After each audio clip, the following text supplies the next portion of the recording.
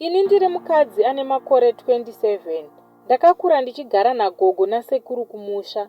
Ndakaitawo dambudziko kubva ndiri mudiki.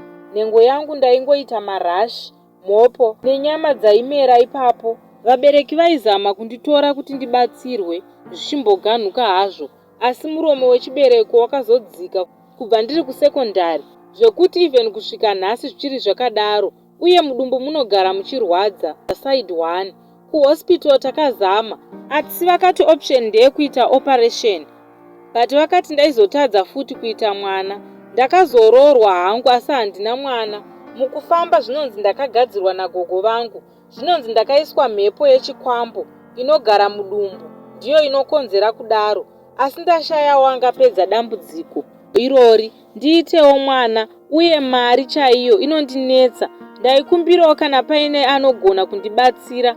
Handina mari pari zvino, asi help ndinoida. Ndane almost 7 years, no miscarriage kana. Saka zvinogara zvichindidya mwoyo kuti zvichadii kusvika riini, zvichazopera sei kuti ndizobatawo wangu mwana. Ndibatsirewo hama dzangu.